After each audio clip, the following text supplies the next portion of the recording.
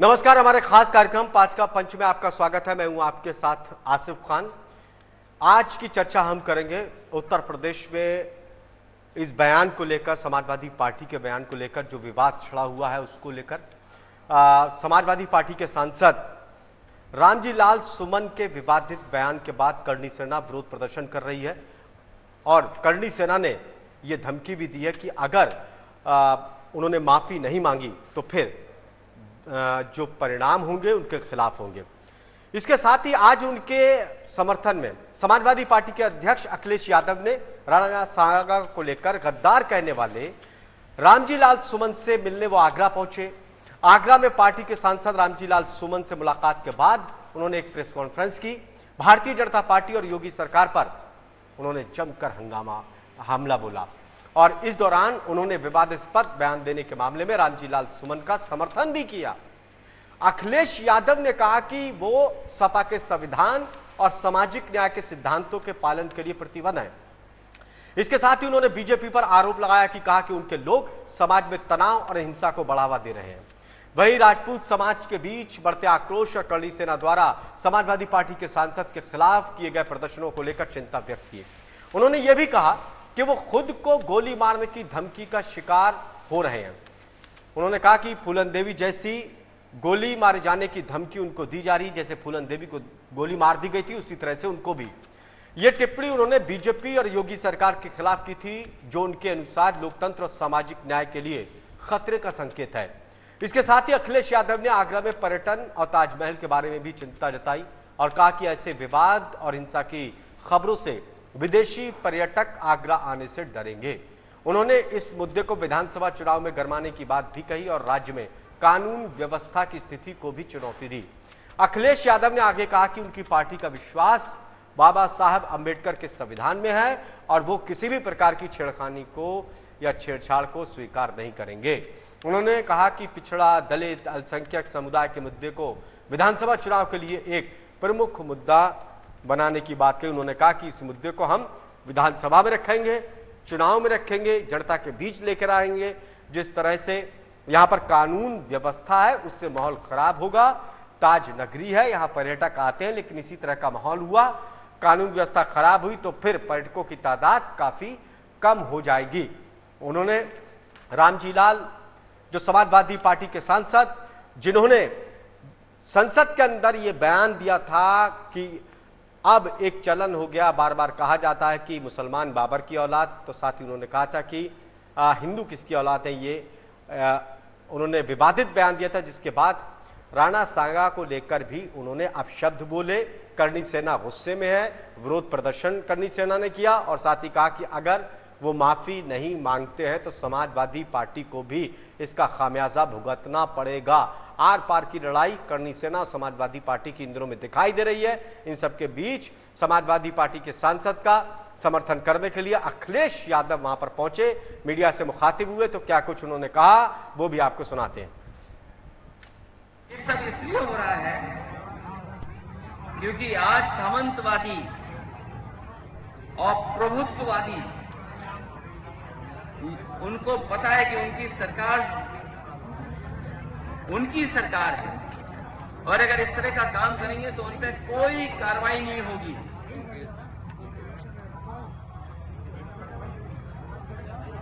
इसीलिए निषाद समाज की वीरांगना फूलन देवी को मारने वाला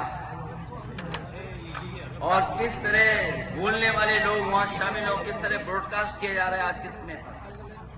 आज जब मैं अपनी पार्टी के दलित सांसद राजी सुमन जी के साथ खड़ा हूं तो याद होगा मुझे गोली मारने की धमकी मिल रही है। जैसे फूलन देवी जी को मारा जैसे वैसे तुम्हें मारेंगे। आखिरकार कौन है इनके पीछे? और अगर ये धमकी दी गई है, अगर वो पोस्ट वायरल हो रही है, सोशल मीडिया पे चल रही है, वैसे तो सरकार को खुद संज्ञान लेना चाहिए। लेकिन अगर हमारी पार्टी के लोग शिकायत भी करने जा रहे हैं तो उस पर एफआईआर दर्ज नहीं हो रही है। बीजेपी के लोग कुछ भी लिख सकते हैं, उन पे एफआईआर नहीं होगी, कड़ी कार्रवाई नहीं होगी। और अगर एफआईआर हो भी जाएगी तो कार्रवाई नहीं होगी। करीबन 25-30 एफआईआर तो हम लिखा चुके हैं। इस सरकार में जाति कैसे काम कर रही है उसे देखिए। तो समाजवादी पार्टी के सांसद रामजी लाल सुमन के घर आगरा पहुंचे अखिलेश यादव। उन्होंने समर्थन किया, कहा कि डरने की जरूरत नहीं, कानून व्यवस्था को लेकर तमाम सवाल खड़े किए। अखिलेश यादव उत्तर प्रदेश के पूर्व मुख्यमंत्री, समाजवादी पार्टी के प्रमुख। उन्होंने कहा कि विधानसभा के साथ ही विधानसभा में जो चुनाव होगा विधानसभा का, उसमें भी हम इस मुद्दे को बनाएंगे कानून व्यवस्था को लेकर। उन्होंने कहा कि ताज नगरी में इस तरह की कानून व्यवस्था है कि कोई भी सांसद के खिलाफ मोर्चा खोल सकता है, तो फिर आने वाले पर्यटकों के ऊपर इसका क्या असर पड़ेगा। कानून व्यवस्था बद से बदतर है। उन्होंने कहा कि हम अपने सांसद के साथ खड़े हैं। आज उस संविधान के खिलाफ खिलवाड़ हो रहा है, जो बाबा साहब ने जिस संविधान को बनाया उस संविधान के खिलाफ खिलवाड़ किया जा रहा है। सत्ता के ऊपर उन्होंने सवाल खड़े किए, राज्य सरकार के ऊपर भी सवाल किए। उन्होंने कहा कि कानून व्यवस्था को दुरुस्त करने में उत्तर प्रदेश की सरकार नाकाम साबित हुई है। करणी सेना ने किस तरह से हथियार लहराए, उनके खिलाफ ना तो कोई कार्रवाई हुई। अखिलेश यादव ने कहा कि लगातार हमारे सांसद को धमकियां मिल रही हैं, उनको डराया जा रहा है, कानून व्यवस्था नाम की कोई चीज नहीं है। तो अखिलेश यादव को आपने सुना। दरअसल समाजवादी पार्टी के सांसद रामजी लाल सुमन ने एक बयान दिया था संसद के अंदर। उन्होंने कहा था कि राणा सांगा को लेकर, जिस पर करणी सेना ने ऐतराज जताया था और कहा था कि इस बयान को लेकर माफी मांगे समाजवादी पार्टी के सांसद।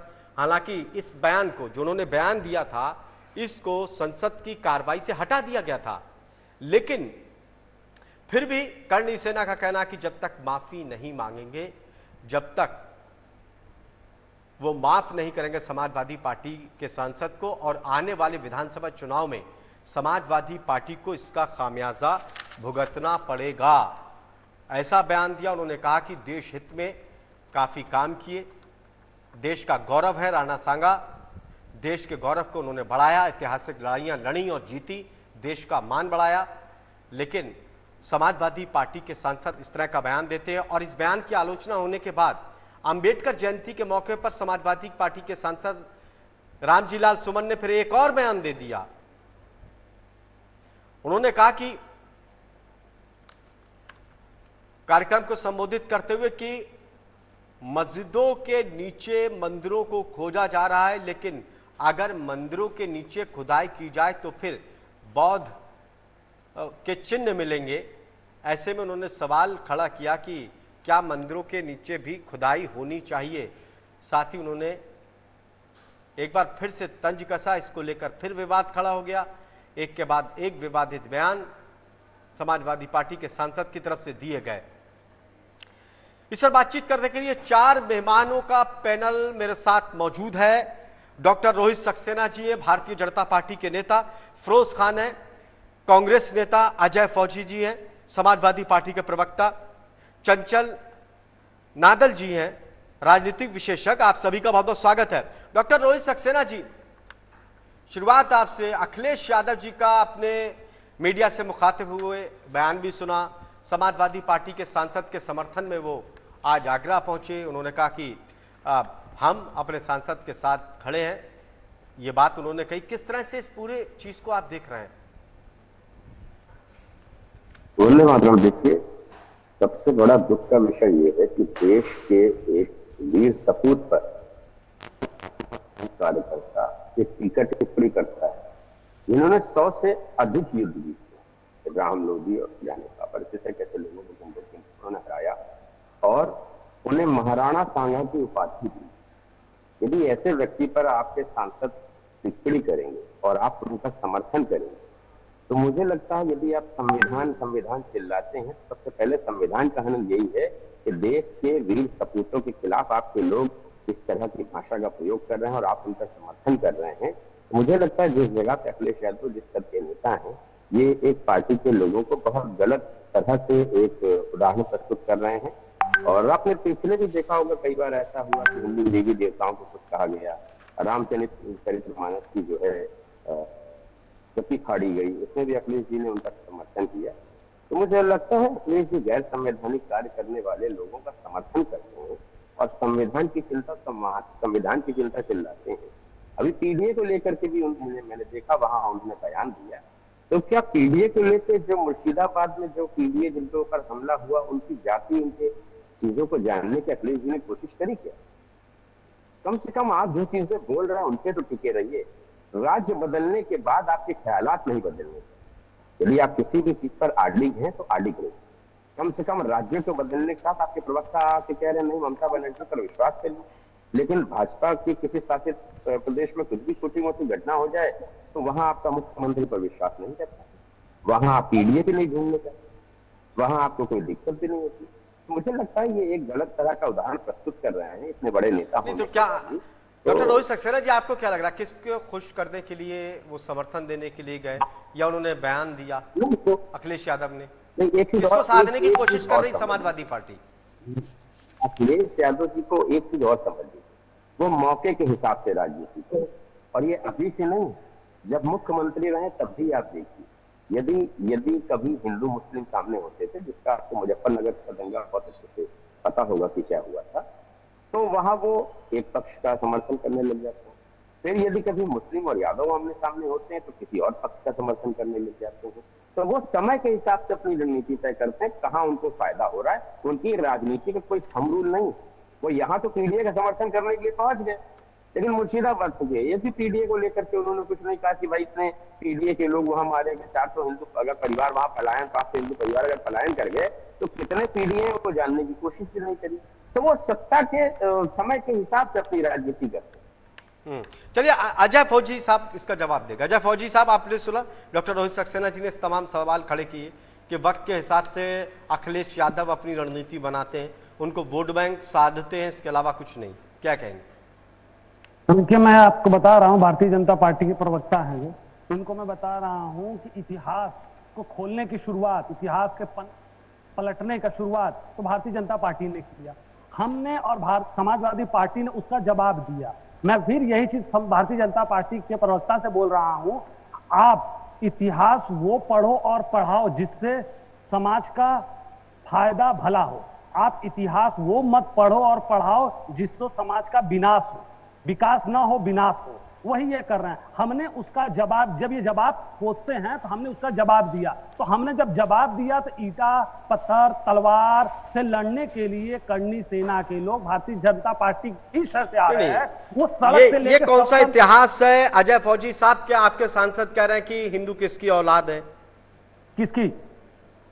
आपके सांसद कह रहे हैं कि औरंगजेब कहते कि मुसलमान उनकी औलाद हैं, तो हिंदू किसकी औलाद है? ये बात आपके सांसद ने कही।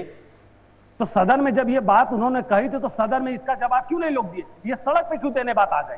और उन्होंने ये सदन से ये चीज उनको डिलीट करके हटा दिया गया है बयान, पहली चीज। दूसरी, जब सदन में ये बात थी तो सदन की शुरुआत में ये बात जब आई तो वहां पे जवाब क्यों नहीं दिए लोग? ये आप सड़क पे करनी सेना के लोगों को खड़ा करा के भारतीय जनता पार्टी ये दंगा क्यों करा रही है? मैं आपसे पूछ रहा हूं, भारतीय जनता पार्टी के प्रवक्ता से पूछ रहा हूं, क्या माहौल देश का क्या हुआ है आज वही लोग हैं कि भारतीय जनता पार्टी के लोग बीच में अगर कोई अपनी बात रखता है तो जेसीबी और मुकदमा और जेल उसको भेजा जाता है। यही लोग हैं जो खुलेआम जीप काट लो, गोली मार दो, इस तरह की बयानबाजी दे रहे हैं और भारतीय जनता पार्टी के लोग कुछ नहीं कर रहे हैं। अजय फौजी साहब, एक बार सक्सेना जी मैं आपके पास आऊंगा।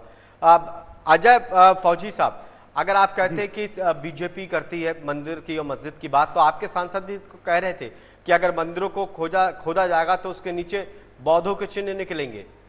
तो आप भी तो उसी लाइन पर है, तो आप किसके ऊपर उंगली उठा रहे हैं?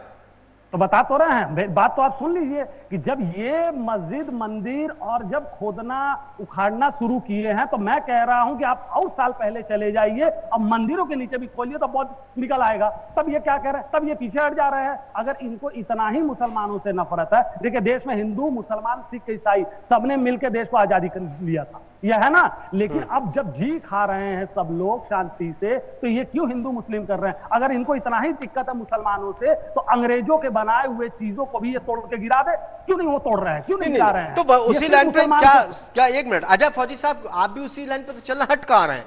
आपके सांसद भी हेड स्पीच देते हैं, वो भी भड़काऊ बयान देते हैं संसद के अंदर, उसके बाद बाहर आके भी मंदिर वाली मठ वाली बात करते हैं। इनका जवाब देना जरूरी है। अगर नहीं देंगे तो यही चिल्लाते हैं सड़क से लेकर सदन तक कि हमारा कोई जवाब नहीं दे रहा है। तो जवाब देना समाजवादी पार्टी का काम है, समाजवादी पार्टी जवाब दे रही है। इनसे पूछिए, मैं इनसे भारतीय जनता पार्टी के प्रवक्ता से पूछ रहा हूं कि अभी जितना आप भी देख रहे होंगे सोशल मीडिया पे, तलवार, चाकू, ये वो दुनिया भर की चीजें ये फैलाई जा रही है कि अखिलेश यादव को इसको मार दिया जाए, ये कर दिया जाए। करनी सेना का जो भी आतंक फैला रखा है, क्या इस पे भारतीय जनता पार्टी ने कोई कार्रवाई की? अभी तक किसी को मुकदमा लिखा, किसी को जेल भेजा, किसी के घर जेसीबी भेजा? अभी बनारस की मैं घटना बता दूं कि बनारस में ही एक कार्यकर्ता के ऊपर, समाजवादी पार्टी कार्यकर्ता के ऊपर करनी सेना के लोगों ने हमला किया। अजय फौजी जी, चलिए कानून व्यवस्था, हम इस मुद्दे पर आ रहे हैं। आप एक बात बताइए, मेरा सवाल यह है कि आप हिंदू मुस्लिम वाली बात कर रहे हैं, वही बात जो बीजेपी करती है, आप भी उसी पर मंदिर मठ की बात कर रहे हैं। हम जवाब दे रहे हैं, आपकी कुछ अलग से तो कुछ बात नहीं। जवाब नहीं दें, ये जवाब हमको देना ना पड़ेगा। सक्सेना जी कुछ कह रहे हैं, डॉक्टर रोहित सक्सेना शिक्षा की बात नहीं करते हैं, रोजगार की बात नहीं करते हैं, बेरोजगारी की बात नहीं करते हैं, महिलाओं की बात नहीं करते हैं, चोरी, हत्या, चंचल नादल जी के पास जाऊंगा उससे पहले, इस पे नहीं बात करते हैं ये सदन में, क्यों? चंचल नादल जी के पास जाऊंगा, उससे पहले मैं डॉक्टर रोहित सक्सेना जी कुछ कहना चाहते हैं। देखिए, ये कह रहे हैं सड़क पर आकर के ये ऐसा काम क्यों कर रहे हैं, इसमें कोई दो राय नहीं। सड़क पर आकर के इंतकाम लेना या सड़क पे आके कानून को अपने हाथ से लेना बिल्कुल गलत है और ये होना भी नहीं चाहिए। लेकिन ये स्पीच तब से कहां चली जाती है, सरतंत्र से जुदा वाली गैंग सड़क पर कत्लेआम कर देती है, सड़क पर अपने धर्म के खिलाफ बोलने वालों को मार देती है। अब ऐसी स्पीच दी जाती है सर, मुझे बताइए, तब तो आपके मुंह से कोई शब्द नहीं निकलता, तब कहां आप चले जाते हैं? और सुनिए, अभी आपकी डिबेट जब मैं बोल रहा था, आप मुझे बताइए, मैं हिंदुओं का नाम लिया, लेकिन ये मुसलमान कर रहे, यानी ये मुसलमान करें ना, ये सांप्रदायिकता है ना ये संविधान का हनन है, ये सब अच्छा कर रहे हैं, ये बड़ा बड़ा अच्छा काम है। लेकिन यदि हम हिंदू बोले तो सांप्रदायिक भी हो जाएगा, गैर संवैधानिक भी हो जाएगा, और मतलब उसमें सब कुछ खराब ही होगा, अच्छा कुछ नहीं होगा। आप मुझे बताइए, डिबेट की शुरुआत आपने मुझसे करी, मुझसे आपने कहीं हिंदू मुस्लिम सुना? मुसलमान किसने 3 बार आपके चैनल पे कहा? लेकिन आप मुसलमान अगर कर रहे हैं तो वो एकदम सही है, और हम अगर हिंदुओं की बात करें तो गलत। मुझे लगता है कोई भी फॉर्मूला एक ही तरह का होना चाहिए। तो वही बात तो मैं अजय फौजी साहब से कह रहा हूं, जो आरोप आप लगाते हो उसी पर आप जा रहा। लेकिन आप ये बताइए डॉक्टर रोहित सक्सेना जी, क्या करनी सेना के साथ बीजेपी खड़ी है? क्या बीजेपी का समर्थन है? क्यों खड़ी है? अगर बीजेपी खड़ी होती तो अखिलेश यादव जी को इतनी सुरक्षा दी जाती, वहां उनको सही सलामत वहां पहुंचने दिया जाता, उनको वहां उनसे मिलने दिया जाता, या जो रामजीलाल सुमन जी हैं उनको इतने दिन पर जो हम लोग सुरक्षा दे रखी है। नहीं, सुरक्षा देना सरकार का काम है, आप तो सुरक्षा देना सरकार का काम है। अगर बीजेपी के कार्यकर्ता भी, एक मिनट डॉक्टर रोहित सक्सेना जी, मेरा सवाल नहीं, डॉक्टर रोहित सक्सेना जी, अगर बीजेपी के कार्यकर्ता भी अगर विरोध करेंगे तब भी आपको सुरक्षा देना पड़ेगी, ये तो आपकी जिम्मेदारी है। वो वही कर रहे हैं, ये तो इसका सवाल तो आपको जवाब खुद ही मिल गया कि यदि कोई व्यक्ति गैर संवैधानिक बात करने की बात कर रहा है। मेरा सवाल यह है कि क्या करनी सेना के साथ बीजेपी खड़ी है? अराजक व्यक्ति के साथ नहीं है, स्पष्ट तौर से आप समझ लीजिए, किसी भी अराजक व्यक्ति के साथ नहीं है, और अराजकता फैलाने की शुरुआत रामजीलाल सुमन ने करी है। देश के राणा सांगा की उपाधि पाए हुए व्यक्ति को गद्दार कहा है उन्होंने सर। मुझे लगता है इसकी मुखालफत होनी चाहिए, मेरा विरोध होना चाहिए, और इनको भी मुखालफत करनी चाहिए। वो बयान नहीं होना चाहिए, वो बात नहीं। मेरा सवाल यह है कि क्या करनी सेना के साथ क्या बीजेपी खड़ी है, ये सवाल है मेरा आपसे। तीसरी बात आपको जवाब दे, यदि करनी सेना के साथ हम खड़े तो क्या हम लॉ एंड ऑर्डर मेंटेन कर रहे हैं? सामने है आप, आज भी हमने सुरक्षा दी, इतनी गाड़ियों के साथ हो गए, हमने सुरक्षा दी। भाई सुरक्षा देना तो सरकार का काम है, तो अगर सरकार का काम है वो, तो अगर बीजेपी के कार्यकर्ता होते तब भी आप सुरक्षा देते। भाई वो पूर्व मुख्यमंत्री है, सांसद है, समाजवादी पार्टी के राष्ट्रीय अध्यक्ष है, देश की तीसरी सबसे बड़ी पार्टी के वो अध्यक्ष है। जनता पार्टी सबसे बड़ी पार्टी कौन सी? देश की तीसरी सबसे बड़ी पार्टी के राष्ट्रीय अध्यक्ष है। चलिए, इस वक्त हमारे साथ जो है चंचल नादल साहब भी जुड़े हुए हैं, राजनीतिक विश्लेषक हैं, काफी देर से इंतजार कर रहे हैं। चंचल साहब, इस घटनाक्रम को किस तरह से आप विश्लेषण कर रहे हैं? देखिए जनाब, मैं इस मामले में जितने मेरे दो प्रवक्ता भाई थे, इन्होंने अपनी बात रखी, इनसे दोनों से अलग है मेरी राय। जी, होना भी चाहिए। देखिए, जो आज देश में हो रहा है, कोई भी सांसद या किसी पार्टी या कोई भी नेता अपना एक पक्ष रखता है। वो उसका पर्सनल पक्ष भी हो सकता है, वो उसका व्यक्तिगत पक्ष भी हो सकता है, और फिर उसको सारी पार्टियां उस मुद्दे को उठा लेती हैं। और अगर मैं बात करूं कि देश आज किस तरफ जा रहा है, एक तरफ तो बात हो रही है कि हम इस देश को जो है पता नहीं कितने ट्रिलियन जो है इसको ट्रिलियन जो अर्थव्यवस्था को हम इतने ट्रिलियन बना देंगे, ये कर देंगे, देश में बुलेट ट्रेन चला देंगे। तो मैं ये कह रहा हूं कि आप कृपा करके जितने हमारे सांसद गण हैं, जितने पार्टियों के नेता गण हैं, जो बड़ी पार्टियां हैं, छोटी पार्टियां हैं, क्षेत्रीय पार्टियां हैं, वो ये देखें कि जो देश हमारे देश के बाद आजाद हुए हैं, 10-10 साल देश के बाद जो आजाद हुए हैं, हमारा देश 1947 में आजाद हुआ है, उसके बाद जो देश आजाद हुए हैं, सिंगापुर है, जापान है, वो देश आज कहाँ खड़े हैं? वो देश आज कहाँ खड़े? क्या उनके वहां गिरजाघर, मस्जिद, पुराने इतिहास को लेके बातें? अब अगर बात करें पुराने इतिहास की, पुराना समय के बारे में जो कहा, उसको मैं रिपीट तो नहीं करूंगा, लेकिन जो कहा, क्या उन्होंने कोई इतिहास देख के बोला है? क्या कोई इतिहास की किताब पढ़ी है? कौन से इतिहास में क्या लिखा हुआ है? अपनी तरफ से बातें लोग करने लग जाते हैं और फिर उसको लेके मुद्दा बन जाता है, और उस मुद्दे को लेके आम जनता से लेके सब लोग जुड़ जाते हैं। क्या किसी ने इस देश में ये सोचा है कि जो देश हमारे से 100 साल आगे जा चुके हैं, जो हमारे देश की आजादी के 10-10, 15-15 साल बाद आजाद हुए हैं अंग्रेजों के जुल्मों सितम से, वो देश आज कहाँ खड़े? सिंगापुर है और अन्य कितने देश हैं, मुस्लिम देश हैं जिनमें जो तेल के आयात करते हैं, वो देश आज कहाँ खड़े हैं? उनके देश में क्या क्या इंफ्रास्ट्रक्चर बन गया है?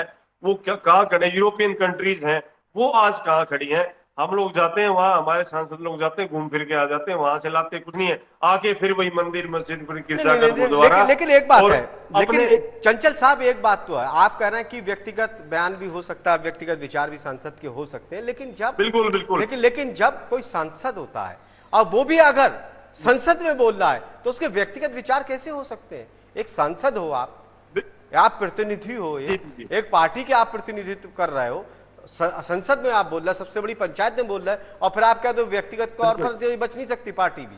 आ रहा हूं रोहित सक्सेना साहब, आऊंगा रोहित जी आऊंगा। बिल्कुल, ये बात आपकी सही है, लेकिन मैं ये कहता हूं कि जो जितने भी ये पार्टियों के अध्यक्ष हैं, इनको उन लोगों को रोकना चाहिए। हाँ बिल्कुल। अब मैं ये कहता हूं कि अगर बात करें हम इतिहास की, मैं कहता हूं कि आप कितने सांसदों से आप पूछे, क्या उन्होंने कोई इतिहास की किताब पढ़ी है? या किसी ऐतिहासिक किताब में पढ़ के वो बोल रहे हैं क्या तथ्य है उनके पास जिसके बारे में माले?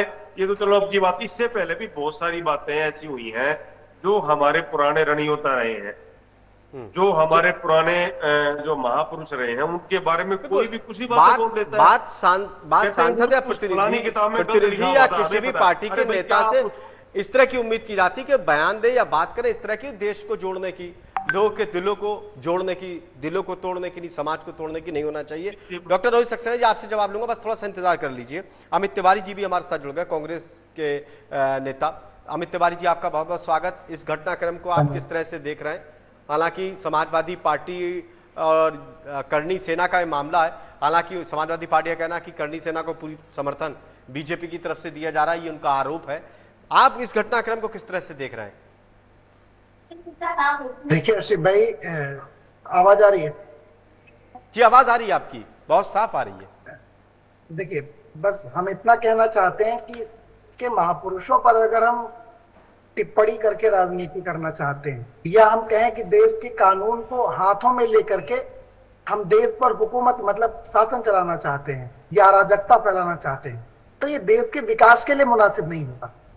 देश इस समय जो स्थितियां हैं, जो सरकारों की स्थितियां हैं, वही ध्रुवीकरण और धार्मिक उन्माद की जो स्थितियां उत्पन्न की जा रही हैं, उस पर अंकुश लगाने का समय है। कोई छोटे मोटे मतलब कोई ओछे बयान देकर के महापुरुषों को अपमान करने का समय नहीं है। दूसरी तरफ सत्ता को जिस प्रकार से प्रयोग किया जा रहा है, सत्ता जिस प्रकार से धार्मिक उन्माद का प्रयोग कर समाज में नफरत फैला रही है, उसका भी कोई स्थान नहीं है। दोनों चीजें हैं कि जो दोनों घटनाक्रम हुए हैं, वो निंदनीय है, ऐसा नहीं होने चाहिए। लेकिन अब अगर- अमित तिवारी साहब, ये कैसे होगा जिनको जिम्मेदारी दी है कानून बनाने की, देश को चलाने की, कानून में सुधार करने की, देश में विकास करने की, लोगों की सुख दुखों में शामिल होने की, उनके दुखों को दूर करने की, समस्याएं दूर करने की, वो खुद इस तरह का माहौल पैदा कर रहे हैं, तो फिर किससे उम्मीद की जाए? उम्मीद किससे करें? बिल्कुल आपने सही कहा। जिनको आज जिम्मेदारी दी गई है कि देश को विकास मतलब विकसित बनाने की, युवाओं को रोजगार देने की, वो कब्र किसकी खुदवाते औरंगजेब की? उनको इसकी जिम्मेदारी दी गई है क्या? नहीं ना, औरंगजेब मुर्दा है। और आप समझिए ना कि नई लाशें बिछाने के लिए गड़े मुर्दे उखाड़ना बड़ा आसान है साहब, और भारतीय जनता पार्टी इसमें माहिर है। अगर आप भी उनकी पिच पे जाके बैटिंग करोगे तो फिर क्या फर्क रह जाएगा? चलिए, लेकिन समाजवादी पार्टी के हमको विपक्ष में एक सशक्त भूमिका में है। हम सबको भारतीय जनता पार्टी के जो धार्मिक उन्माद के पैतरे हैं उनको देश को समझाना है, बताना है, और हमें सदैव विकासोन्मुखी बात को करना है। ध्यान रखिए। लेकिन अमित तिवारी, समाजवादी पार्टी के सांसद जिस तरह से बयान देते हैं, रामजी लाल सुमन साहब, तो उस बयान को लेकर आप क्या कह रहे हैं? उनका समर्थन करते क्या? इस तरह का एक बयान सांसद को देना चाहिए? देखिए, हमने बहुत स्पष्ट तौर पे कह दिया है पहले ही जो हमें कहना था। हम इस बात को भी कहना चाहते हैं कि भारतीय जनता पार्टी जिस प्रकार से शिक्षा, स्वास्थ्य, बेरोजगारी और अराजकता के विषय को छोड़कर, जो देश में स्थितियां उत्पन्न है उनको छोड़कर, जो भारत की विदेश नीति असफल हुई है, ट्रंप टैरिफ लगा रहे हैं, भारतीय लोगों को सर्वाइव करना पड़ रहा है, उसको छोड़कर अगर ये जाति उन्माद और धार्मिक उन्माद में फंसाना चाहती है तो इसको कैसे समर्थन करेंगे? क्या इस चीज के लिए चुनी गई थी सरकार कि देखिए, औरंगजेब की कब्र का बड़ा हास्यास्पद लगता है, औरंगजेब की कब्र का संरक्षण भारत सरकार करती है और धार्मिक उन्माद में आम लोगों को झोंकना चाहती है। चादर मोदी जी चढ़ाएंगे, चादर दरगाह पर शाह जी चढ़ाएंगे, बिरयानी खाने मोदी जी जाएंगे कराची, लेकिन ना, सवाल आम जनता के लोगों से कहेंगे नहीं, आप लेकर के उठ जाओ और जाके हुआ। चलिए, जवाब ले लेते हैं। डॉक्टर रोहित सक्सेना जी, भारतीय जनता पार्टी के नेता हमारे साथ जुड़े हुए हैं। रोहित जी, आप जवाब दीजिए, साथ ही जो अमित तिवारी ने सवाल खड़े किए उसका भी, कि कैसा माहौल बना रखा है देश में? अभी सज्जन जो बोल रहे थे उनका ये उनका व्यक्तिगत मत हो सकता है। मुझे बताइए, समाजवादी पार्टी के किसी नेता या उन्होंने स्वयं इस बात की पुष्टि करी कि मेरा व्यक्तिगत मत था? वहां तो सारे लोग कह रहे हैं हम इनके मत के समर्थन में। नहीं, अब अखिलेश यादव पहुंच गए, पार्टी खड़ी है तो व्यक्तिगत नहीं रहा, वो अब वो पार्टी का ही हो गया। मान लिया, कह भी दिया, पार्टी नहीं किया। तो विकास की बात कर रहे पैच नहीं किए कि भैया जिनका टर्न नहीं है वो प्लीज म्यूट कर लें, क्योंकि बीच में आवाज आती है तो ठीक है, डिस्टर्ब होता है। जो लोग जैसे म्यूट कर लें। अभी हमारे एक सज्जन जो बोल रहे थे कि और जो देश है वो कहाँ कहाँ खड़े हैं, बिल्कुल कहीं भी खड़े हो, लेकिन ये समझ लीजिए 23 अगस्त 2023 को चंद्रमा के दक्षिण ध्रुव पर पहुंचने वाला पहला देश भारत था, तो हमने वो भी किया। ऐसा नहीं है विकास के कार्य नहीं कर रहे हैं, दुनिया में कीर्तिमान नहीं स्थापित कर रहे, हम वो भी कर रहे हैं। और जहां तक रही औरंगजेब की कब्र खोदने की, कब्र खोद दी गई क्या? खुद गई? अरे तो ना फसाद क्यों किया जा रहा है? उसका संरक्षण तो भारत सरकार कर रही है। वो तो संरक्षण भारत सरकार कर रही है ना। खोदना है। आप जाओ बुलडोजर लेकर के खुदवा दो ना। मतलब आप जैन मंदिर को खुदवा दिया तो जाओ खुदवा दो, खुदवा दो ना। अगर जिस हिसाब जाओ जैन मंदिर तोड़वा दिया ना, भी देंगे ना। जैन मंदिर तोड़, आप नए हिंदू के सगे हैं, नए मुसलमान के सगे हैं, नए सिख के सगे, नए ईसाई के सगे, नए जैनियों के सगे। समस्या तो इस बात की है, समस्या तो इस बात की है कि ये जैनियों के भी सगे नहीं है। अमित तिवारी, जैन मंदिर तोड़ दिया गया है महाराष्ट्र में, जाइए ना। अमित तिवारी जी, जाइए ना, आऊंगा जैन मंदिर तोड़ा गया, पुराना है। अमित तिवारी जी, मैं आऊंगा आपके पास। आवाज जाओ एक बार देखो जाकर के, नए हिंदू के सगे, अमित नए तिवारी मुसलमान जी। के सगे, नए सिख के सगे, नए ईसाई के सगे और ना जैनियों के सगे। अभी देखो मुंबई में देखो ना, जैन मंदिर तोड़ा गया है, उस पर बोलोगे कुछ? चलेगा ना बुलडोजर? अमित तिवारी जी, एक मिनट, अब मैं आऊंगा आपके पास। अब डॉक्टर रोहित सक्सेना जी की बात पूरी होने दीजिए, उसके बाद आता हूँ। देखिए, जब आप लोग सुनते हैं मैं बहुत आराम से म्यूट करके आपको सुनता हूँ, तो कम से कम एक अच्छा श्रोता होने का भी एक अगर उदाहरण प्रस्तुत करेंगे तो अच्छा लगेगा। वरना आप बोलेंगे तो मैं बोलता रहूंगा, ना किसी को समझ में आना, मैं बोलूंगा आप बोलते रहेंगे, किसी को समझ में नहीं आना। तो ऊर्जा का मतलब गलत इस्तेमाल ना करें, सही इस्तेमाल करें। मैं ये कह रहा हूँ, किसी भी व्यक्ति ने कहा कुछ भी कहो कि कब्र खोद देंगे, कुछ कर देंगे, अगर वो हमारे संरक्षण में है, हमने संरक्षण दिया, खोदने नहीं दिया। ठीक, ऐसे किसी भी तत्व को हम आगे नहीं बढ़ने देंगे। जो अब आप उससे खेल रहे हैं, आप उसमें मुसलमानों को अपनी ओर आकर्षित करने की बात कर रहे हैं, उनकी शिक्षा की बात आप करते नहीं। आज मुसलमान की स्थिति कहां पर खड़ी है ये आप देखते नहीं। आर्थिक स्थिति से सबसे ज्यादा कमजोर कौन है, उनकी बात आप करते नहीं। अमित तिवारी जी थोड़ा इंतजार करिए। देखिए अमित तिवारी जी एक मिनट, मैं अमित तिवारी जी एक बोल रहा हूँ, मैं आऊंगा आपके पास। वही है, तो क्या ये चिंता का विषय नहीं है? 2024 में सबसे ज्यादा सिविल सर्विसेज के बच्चे मुस्लिम सेलेक्ट होकर के आए, और 2018 में मोदी जी ने कहा था कि एक हाथ में कुरान और एक हाथ में लैपटॉप देखना चाहते हैं, यानी हमने उनको पढ़ाने के लिए भी प्रोत्साहित किया। 10 सेकंड मुझे दीजिएगा। हाँ बस 10 सेकंड इसके बाद। और वो उन्होंने करके दिखाया भी, तो इसकी बात तो आप नहीं करते। मुझे बताइए उन 52 बच्चों के सिलेक्शन के बाद किसी विपक्षी ने उनको शुभकामनाएं दी, उनके घर गया, लेकिन मुख्तार के जनाजे में जाना जरूरी था। लेकिन ये जो बच्चे सिविल सर्विसेज क्लियर करके आए हैं, उनको ना शुभकामनाएं देने जाना जरूरी था, ना उनसे मिलने जाना जरूरी था। तो किस तरह के मुसलमानों को आप बढ़ावा दे रहे हैं, ये भी सामने। चलिए अब अमित तिवारी जी, अब सीधे अब आपकी बारी है, लेकिन आप वही कहेंगे कि आपने सरकार में कितने मंत्री बना दिए, आप कई नेता मुस्लिम थे, आपने उनको भी बैकअप में कर दिया, यही कहोगे आप? मैं समझ रहा हूँ आशिफ भाई, मैं क्या कहूंगा ये मैं बताऊंगा। अमित तिवारी मैं क्या कहूंगा, मैं समझ रहा हूँ। हम तो इतना कहना चाहते हैं कि देखे ना कि दोगलेपन की हद कितनी है। एक तरफ टीवी चैनलों पर बैठ करके कहते हैं कि ना हमने कब्रों का संरक्षण किया, दूसरी तरफ इनका मुख्यमंत्री चिल्ला चिल्ला के कहता है कि कब्रों को उखड़वा देंगे। हाँ। एक बार कंट्रोडक्शंस तो बना लो ना, बना लो। चैनल पे झूठ बोलना है, बैठ करके झूठ परोसना। एक तरफ देश का प्रधानमंत्री मोदी जी कहते हैं कि मुसलमान मंगलसूत्र छीन ले जाएगा, और दूसरी तरफ में बच्चों के पास होने पर दुहाई दे रहे हो। अरे साहब, कितने दोगले बन जाओगे, तो इतना तो सोचा नहीं था। देखो, भारतीय जनता पार्टी ने हिंदू की सगी, न मुसलमान की सगी, न सिख की सगी, न ईसाई की सगी। अभी औरंगजेब की कब्र का मसला चल ही रहा था साहब। जैनी लोग हैं ना, जैनी संत हैं, उनके जो मंदिर है आज तोड़ दिया गया, लो बुलडोजर चल गया, फडणवीस का बुलडोजर वहां घूम रहा है।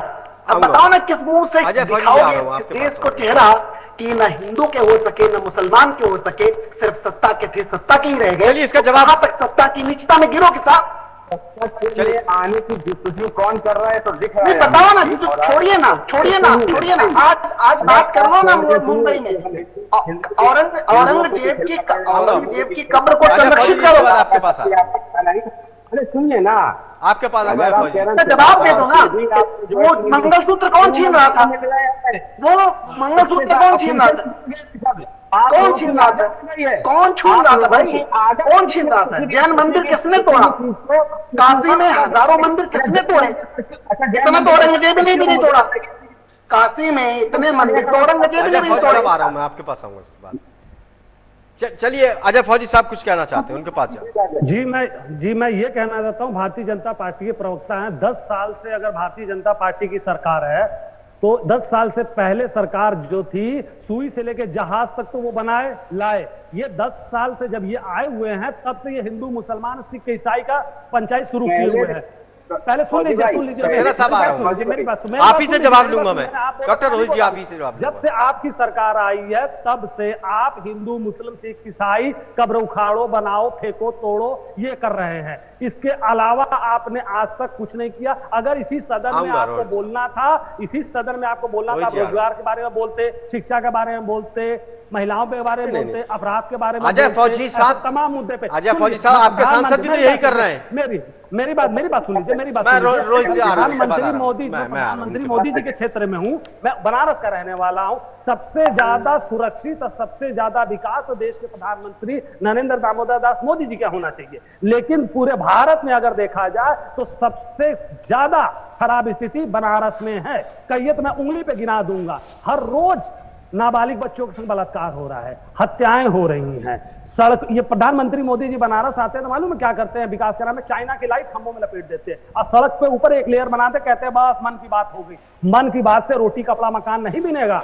मन की बात सुनने से और दूसरे का दुख तकलीफ सुनने से। अजय फौजी साहब, आप कहते हैं मैंने विकास किया बहुत, मैं पूछ रहा हूं प्रधानमंत्री मोदी जी के क्षेत्र का मैं हाल बता रहा हूं, कहिए तो उंगली पे और इतिहास गिरा दो। अगर मैं इनसे एक कहना चाहता हूं साहब, एक चीज कहना चाहता हूं कि इतिहास के पन्ने को खोलना बंद कर दें और आने वाले भविष्य के जो देश हमारा उसके बारे में ये विचार। अजय फौजी साहब देखिए, कहना बहुत आसान होता है, आपने इतनी बड़ी बात कर दी कि हिंदू मुस्लिम कर रहे हैं, आपके सांसद क्या कर रहे हैं? कम से कम आपके सांसद ने जो बयान दिया, आज दुनिया भर में इसकी चर्चा हो रही है, विरोध हो रहा है, आप अपने सांसद से कहते कि आप तो मत करिए, वो जो आप आरोप लगा रहे हैं वही आरोप आपके सांसद पे लग रहे हैं, फिर आप में उनमें क्या अंतर है? वो हिंदुओं की राजनीति करते हैं, आप अल्पसंख्यकों की राजनीति कर रहे हैं, उन पर आप पे क्या अंतर है? अगर शुरुआत सामने से होगा तो हम अगर उसका जवाब नहीं देंगे, आप बोल दीजिए हम नहीं देंगे, हम नहीं देंगे, हम बोलना बंद कर देंगे, बोलिए जवाब तो देना पड़ेगा। तो ये टेढ़ा जवाब बोल रहे हैं तो हमें टेढ़ा जवाब देना पड़ता है। ये अगर रोजगार की बात करेंगे तो मैं रोजगार के बारे में जवाब। डॉक्टर रोहित सक्सेना जी, इसके बाद चंचल साहब के पास जाऊंगा। डॉक्टर रोहित सक्सेना जी से 10 सेकंड में जवाब। मैं बता रहा हूँ बनारस में सबसे ज्यादा मंदिरों को तोड़ा गया है। चलिए, आपने अभी एक बात कही कि सुई से लेके जहाज तक, थोड़ा सा जनरल नॉलेज अपडेट कर लीजिए। बताइए। पिछले 70 सालों में, पिछले 75 सालों जी इसमें एक भी एरोनॉटिकल वर्कशॉप नहीं, एक भी, एक मतलब एक भी। आपको मेरा कहने का मतलब सुई से जहाज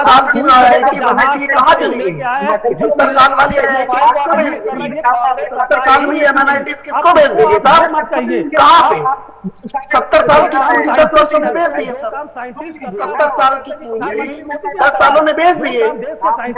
70 साल की पूंजी 10 सालों में भेज दी है ना। 70 साल की पूंजी 10 सालों में उड़ा दी है।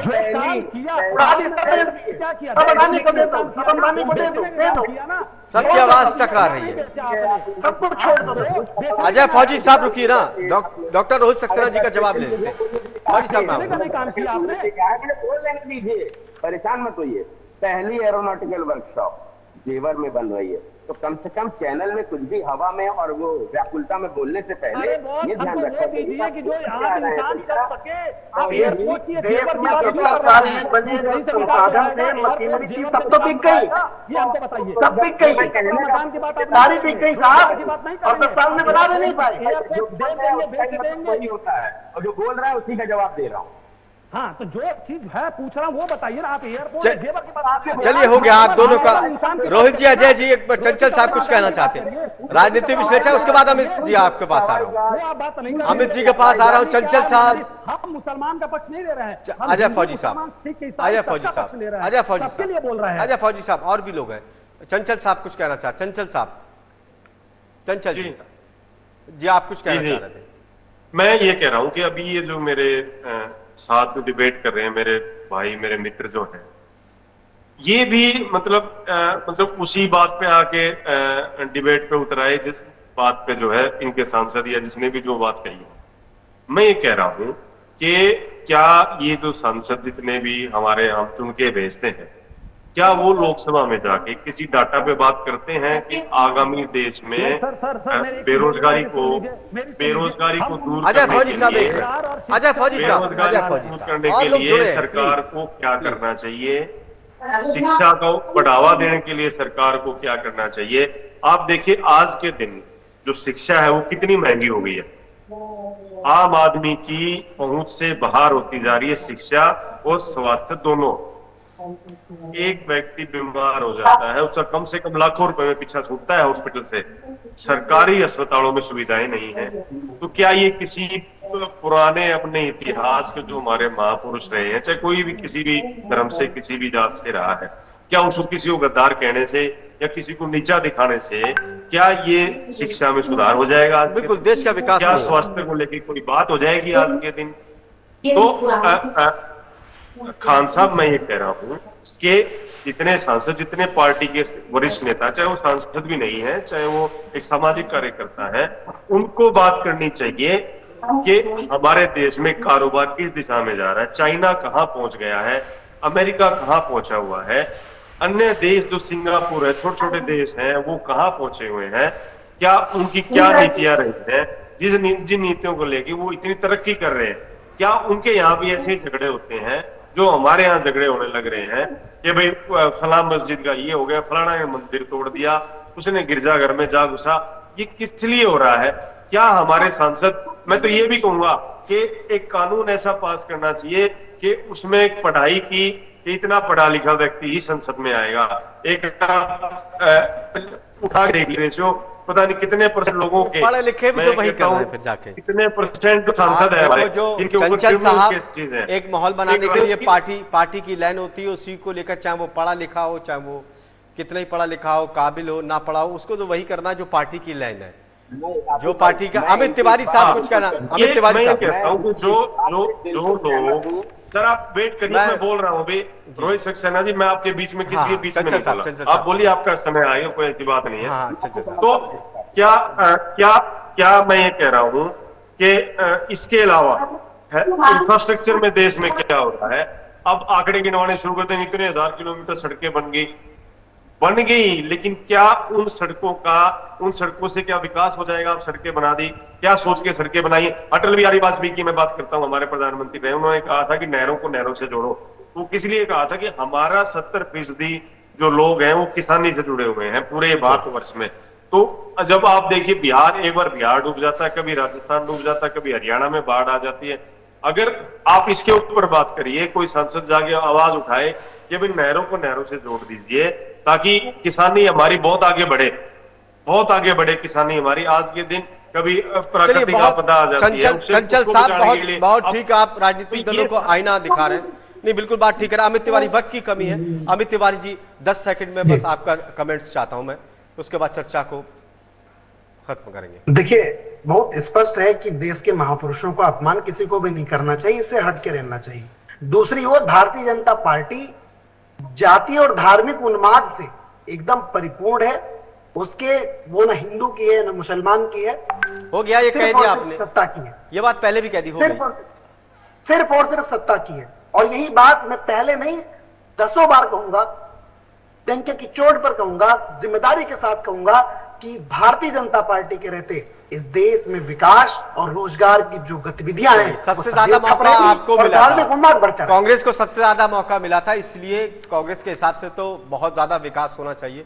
रोहित सक्सेना नहीं, बिल्कुल। अजय फौजी साहब 70 साल का जिक्र किया, जो 70 साल का जिक्र किया, अजय फौजी साहब, डॉक्टर रोहित साहब, माफी चाहता हूँ, वक्त की कमी है, वक्त इजाजत नहीं देता। चर्चा यही खत्म करते हैं। बहुत बहुत शुक्रिया सभी मेहमानों का। सक्सेना साहब, तो देख रहे थे आप हमारे खास मेहमानों के साथ चर्चा की किस तरह से माहौल बनाया जा रहा है राजनीतिक दलों की तरफ से। सवाल यह है कि जब किसी भी राजनीतिक दलों के नेता इस तरह का बयान देते हैं तो फिर उस दल की तरफ से सख्त कार्रवाई क्यों नहीं होती है? लेकिन जब राजनीतिक दल के बड़े ही नेता ऐसे अपने नेताओं के साथ खड़े हो जाते हैं बचाव में, तो फिर आगे और भी नेता बयान दे, विवादित बयान, उनको भी बल मिलता है। बहुत बहुत शुक्रिया सभी मेहमानों का हमारे खास कार्यक्रम में जुड़ने के लिए। ताज़ा तरीन खबरों के लिए देखते रहिए TV 100। नमस्कार।